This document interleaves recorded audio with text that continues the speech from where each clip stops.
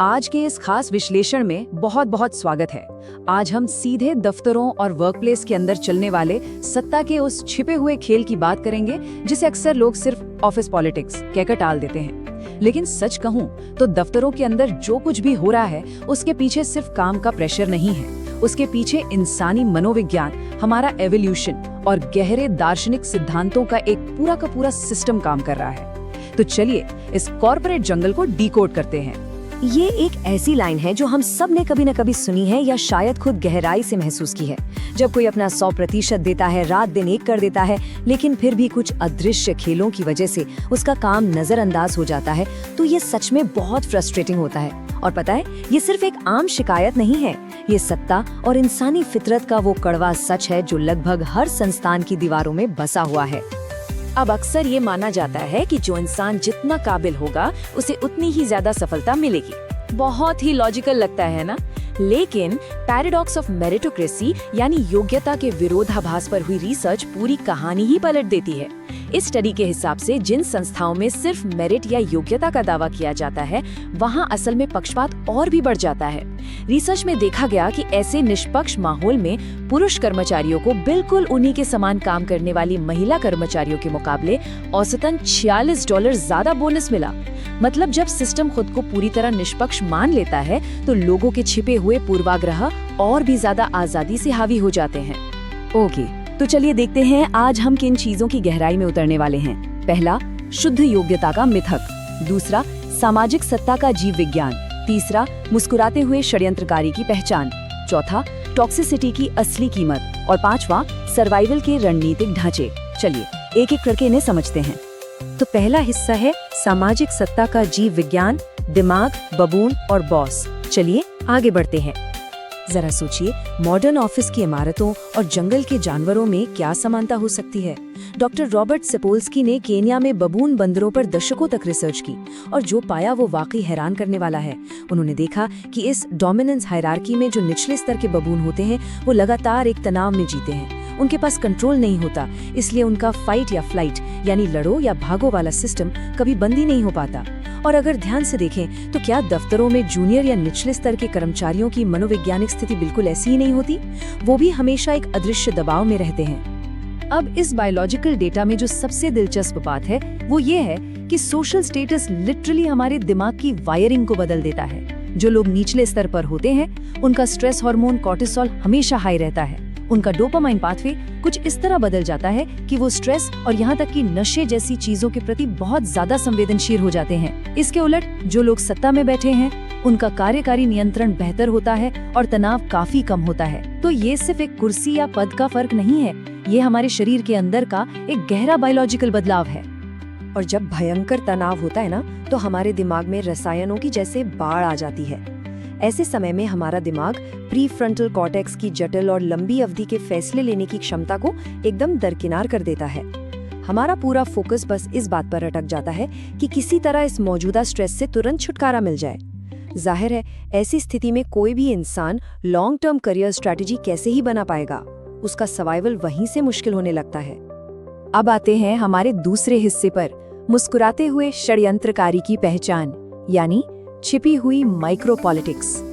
Macro level biology से निकलकर अब जरा रोजमर्रा की घटनाओं को देखते हैं। देखिए, कार्यस्थलों पर होने वाली नकारात्मक राजनीति कोई खुली जंग की तरह नहीं होती जहां लोग तलवारें लेकर लड़ रहे हों। ये बहुत ही सूक्ष्म और स्वार्थी हरकतों से काम करती है। किसी से जरूरी जानकारी छिपा लेना, टीम के लोगों के बीच चुपचाप फूट डाल देना या फिर किसी टैलेंटेड इंसान को आगे ही न बढ़ने देना क्योंकि अपनी कुर्सी छिन जाने का डर है। मनोविज्ञान इसे डार्क ट्रायड से जोड़ता है, यानी मैकियावेलियनिज्म, नार्सिसिज्म और साइकोपैथी। इनका इकलौता मकसद बस अपनी सत्ता बचाना और किसी भी तरह के कंपटीशन को कुचलना होता है। और ये वाला उदाहरण इस बात को बिल्कुल सटीक तरीके से समझाता है। यही है वो स्माइलिंग सैबोटूर यानी मुस्कुराता हुआ षड्यंत्रकारी। ये लोग कभी सामने से दुश्मन नहीं बनते, ये परवाह और चिंता का मुखौटा पहनते हैं। इनकी बातों में बधाई तो होती है, लेकिन साथ में एक मीठा जहर भी होता है जो महत्वाकांक्षा को कमजोर करने और सामने वाले का आत्मविश्वास तोड़ने के लिए बहुत ही चालाकी से डिजाइन किया गया होता है। हमारा तीसरा हिस्सा है टॉक्सिसिटी यानी विषाक्तता की असली कीमत। जब कोई इंसान लगातार इसी तरह के मैनिपुलेशन और गुटबाजी के बीच काम करता है तो उसका असर बहुत ही भयानक होता है। मैकिन्से का ये ग्लोबल डेटा बहुत कुछ बयां करता है। 15 अलग अलग देशों में किए गए सर्वे के मुताबिक कर्मचारियों के बर्नआउट होने और नौकरी छोड़ने का सबसे बड़ा, जी हाँ, सिंगल सबसे बड़ा कारण टॉक्सिक वर्कप्लेस बिहेवियर ही है। और ये आंकड़ा तो लिटरली डराने वाला है। दुनिया भर में हर 4 में से 1 कर्मचारी ये रिपोर्ट करता है कि वो अपने काम की जगह पर हाई लेवल के टॉक्सिक व्यवहार का सामना कर रहा है। 25% वर्कफोर्स, ये सच में एक बहुत बड़ी और गहरी समस्या है, क्योंकि लगातार लंबे समय तक अनुचित व्यवहार, गला काट प्रतिस्पर्धा और अपमान सहने से सिर्फ इंसान का मूड खराब नहीं होता, इसका सीधा असर हमारे शरीर पर पड़ता है। ये हमारे इम्यून सिस्टम को कमजोर कर देता है। एक प्रोफेशनल इंसान के अंदर जो काम करने की आग होती है, जो उसकी ऊर्जा होती है, ये टॉक्सिसिटी उसे पूरी तरह से सोख लेती है। तो अब सवाल उठता है कि इसका हल क्या है। इसीलिए अब हम आते हैं चौथे और सबसे अहम हिस्से पर, रणनीतिक सर्वाइवल के ढांचे। चलिए देखते हैं कि इस मुश्किल को कैसे पार किया जाए। टॉम एलिस का ये एस बाउंड्री मेथड ऐसे मैनिपुलेशन के खिलाफ एक बेहद ताकतवर मनोवैज्ञानिक हथियार है। ए यानी अवेयरनेस, सबसे पहले अपनी सीमाओं को पहचानना। सी यानी कम्युनिकेट, उन्हें बिना डरे स्पष्ट रूप से दूसरों को बताना। और ई यानी एनफोर्स, अंत में पूरी दृढ़ता और पेशेवर कूटनीति के साथ उन सीमाओं को लागू करना। बस यही सर्वाइवल का सबसे तार्किक और सॉलिड रास्ता है। अब इसे रियल लाइफ में कैसे इस्तेमाल करें? बहुत सिंपल है। इमोशंस में बहकर कभी जवाब मत दीजिए, ना ही बहुत आक्रामक होइए और ना ही दबिए। सबसे जरूरी बात, बहस मत कीजिए और खुद को हद से ज्यादा एक्सप्लेन मत कीजिए। बस डेटा और फैक्ट्स पर टिके रहिए और शांत कूटनीति का इस्तेमाल कीजिए। जो लोग मैनिपुलेट करते हैं वो अक्सर ऐसा इसलिए करते हैं क्योंकि उनमें भावनात्मक परिपक्वता की कमी होती है। इसलिए जब आप शांत रहकर अपनी सीमा पर डटे रहते हैं तो उनका खेल वहीं खत्म हो जाता है।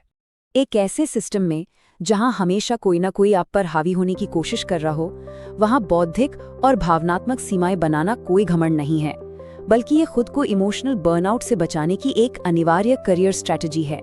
ये आपकी मानसिक शांति और सेल्फ वर्थ को प्रोटेक्ट करने के लिए बिल्कुल क्रूशियल है।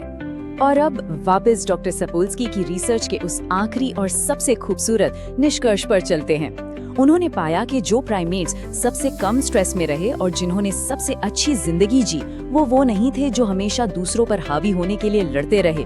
बिल्कुल नहीं, बल्कि वो थे जिन्होंने हावी होने की इस आक्रामक दौड़ को छोड़कर अपने लिए सच्चे और मजबूत सामाजिक रिश्ते बनाए। तो कुल मिलाके लब्बो-लुबाब ये है कि वर्कप्लेस की इस राजनीति में टिके रहने के लिए हर रोज तलवारें चलाना जरूरी नहीं है। इसके लिए चाहिए गहरा आत्मसम्मान। ब्रेने ब्राउन का ये कोट एकदम सटीक बैठता है। जब कोई इंसान अपनी सीमाएं साफ रखता है और सच्चे सपोर्टिव रिश्ते बनाता है, तभी वो बिना डरे इस पूरे सिस्टम को पार कर सकता है।